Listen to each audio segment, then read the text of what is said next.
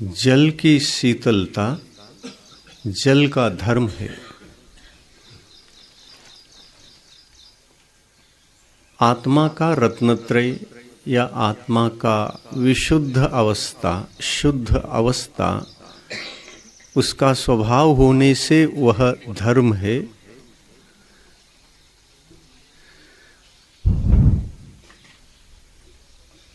ये धर्म सदा नहीं होता,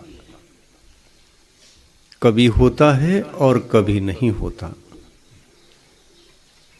आत्मा का धर्म अनादि से नहीं था, उत्पन्न होने के उपरांत अनादिकाल तक रह सकता है, पर वह अनादि से नहीं था। उत्पन्न हुआ तो अनादिकाल तक रह सकता है। इसलिए हम आत्मा के धर्म को ऐसा कह सकते हैं। क्या कह सकते हैं? धर्म सादि अनंत है।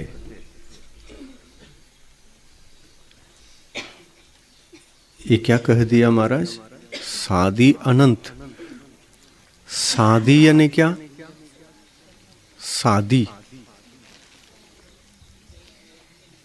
सादी आदि से सहित को सादी कहते हैं। पहला नहीं था, अब है और अनंत काल तक रहेगा। पहला नहीं था, अब है और अनंत काल तक रहेगा। इसी को सादी अनंत कहते हैं। अनादि काल से हमारे पास धर्म था क्या अधर्म था? अधर्म था। अनादि काल से तो हमारे पास अधर्म था। आज हमने अधर्म को दूर किया तो हमारे पास धर्म की उत्पत्ति हो गई। ये उत्पन्न धर्म हमारे साथ कब तक रहेगा? अनंत काल तक रहेगा। अनादि काल तक नहीं, अनंत काल तक। अनादि काल से तो अधर्म रहा है अपने पास, पर अनंत काल तक अब क्या रहेगा? धर्म रहेगा। पानी स्वभाव से शुद्ध है, अग्नि स्वभाव से उष्णमय है,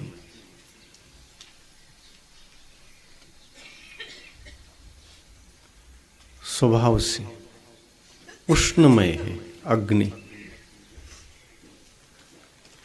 अग्नि पहले भी उष्णमय थी, अभी भी उष्णमय है और अनंत काल तक उष्णमय ही रहेगी। जल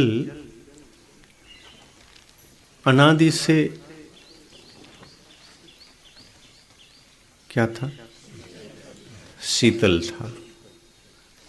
वो स्वभाव से शीतल है और उसका स्वभाव शीतल होने से वो अनादि है। पर अपने शीतलता को वह त्याग सकता है कि नहीं? त्याग सकता है कुछ समय के लिए। क्या करने से? गर्म करने से। जल को गर्म किया तो उसकी शीतलता चली गई। गर्म करने से चली गई। अगर दरा गर्म न करते तो शीतलता भी नहीं जाती। शीतलता उसका धर्म है। जल का धर्म शीतलता, गर्म उसका धर्म नहीं। गर्म होना उसका स्वभाव नहीं, गर्म होना उसका विभाव है।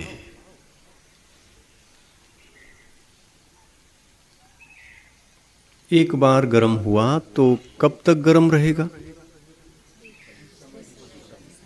कुछ समय के लिए। फिर क्या होगा? फिर शीतल हो जाएगा।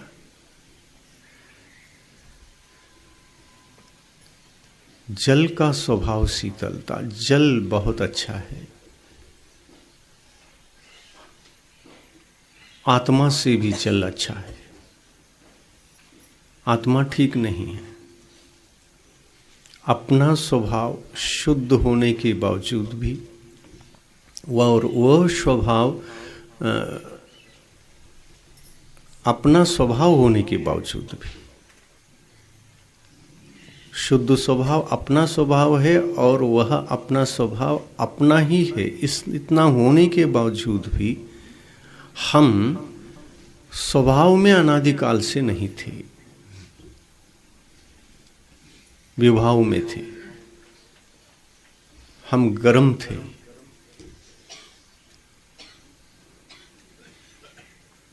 शीतल नहीं थे, गर्म थे।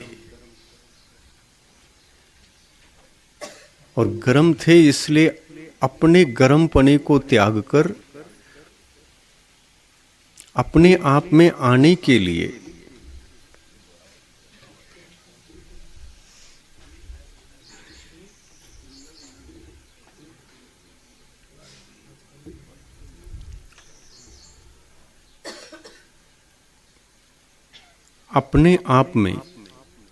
के लिए हमें प्रयास करना पड़ेगा।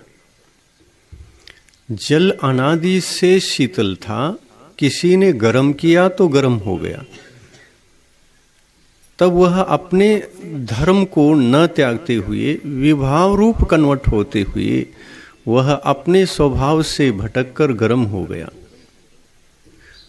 परंतु आत्मा अनादि से विभाव ही है, गर्म ही है। आत्मा गर्म होता है? नहीं, गर्म नहीं होता। पर उदाहरण दिया जा रहा है। आत्मा अशुद्ध ही है अनादि से।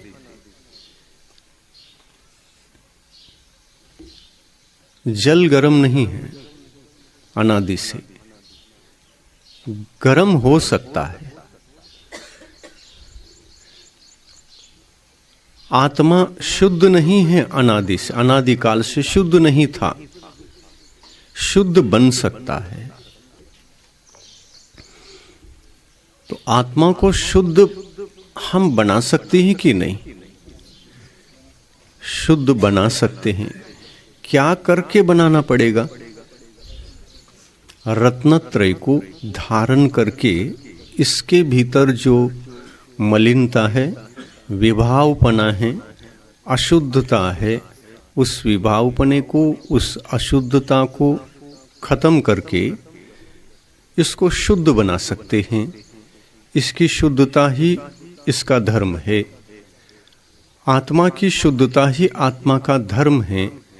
ये भी एक वस्तु ही है, चेतन वस्तु। अनादि से भटका हुआ था, अशुद्ध था, विभाव रूप में कन्वर्ट था, अधर्म उसके पास था और वह अनादि से था। अधर्म हम लोगों के पास कब से है? अनादि से। और धर्म कब से आएगा? जब हम धारण करेंगे। क्या धारण करेंगे? रत्नत्रय को। रत्नत्रय ही धर्म है। परंतु रत्नत्रय आत्मा का शुद्ध स्वभाव नहीं है। रत्नत्रय आत्मा को शुद्ध बनाने का साधन है। साधन क्या है? साधन है, एक प्रक्रिया है,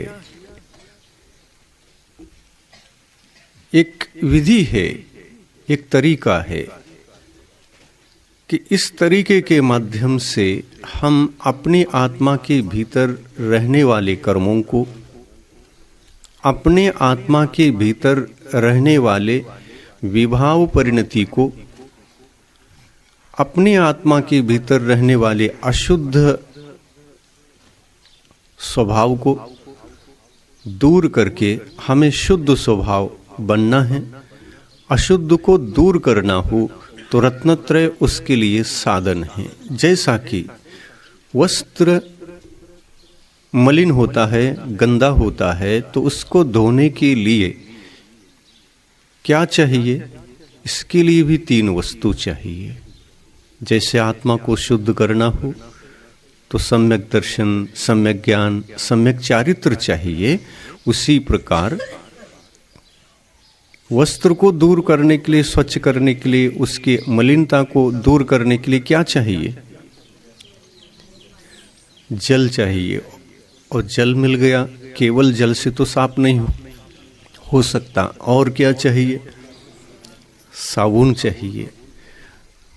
जल भी मिल गया, साबुन भी मिल गया, और क्या चाहिए? पुरुषार्थ चाहिए। वस्तु में और क्या चाहिए? वस्तु और क्या चाहिए? जल मिल गया, साबुन मिल गया, और एक वस्तु चाहिए ना है? उस जल को रखोगे किस में? बर्तन भी चाहिए कि नहीं? बर्तन भी चाहिए। बर्तन मिला, जल मिला, साबुन मिला, इससे क्या धोना है? अपने कपड़े को धोना है। और धोने के लिए कौन चाहिए? स्वयं चाहिए, आत्मा चाहिए। आत्मा चाहिए। आत्मा में क्या चाहिए? तो पुरुषार्थ चाहिए। आत्मा जब तक उस वस्त्र को धोने का पुरुषार्थ नहीं करेगा, तब तक वस्त्र भी साफ नहीं होगा। तो धो, तो जल साधन हुआ, साबुन भी साधन हुआ, और बाल्टी भी साधन हुआ। इसमें सम्यक दर्शन कौन? उदाहरण के रूप में घटाना, वस्त्र और जल और इत्यादि जो होते हैं, इनको सम्यक दर्शन किसको कहें? जल को सम्यक दर्शन कहें, और साबुन को सम्यक ज्ञान कहें, और बाल्टी को सम्यक चारित्र कहें।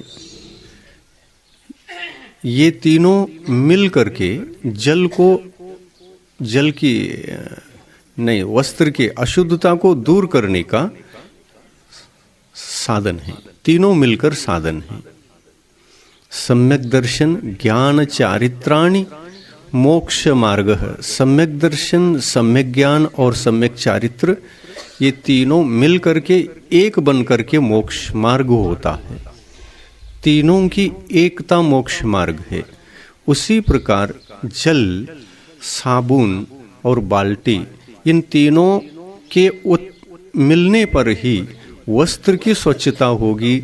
वस्त्र तब तक स्वच्छ नहीं होगा जब तक कि ये तीनों न मिले। जल को रखने के लिए बाल्टी चाहिए, और घिसने के लिए साबुन चाहिए, और धोने के लिए जल चाहिए, और धोने वाला भी चाहिए। तो उसी प्रकार आत्मा अनादि से अधर्म से युक्त है। इसको धोने के लिए 3 पदार्थ हमारे पास होना चाहिए। सम्यक दर्शन होना, सम्यक ज्ञान होना, सम्यक चारित्र होना। यही उत्तर इस प्रश्न के भीतर दिया गया है। धर्म की उत्पत्ति आत्मा में होती है और स्वयं आत्मा के द्वारा होती है।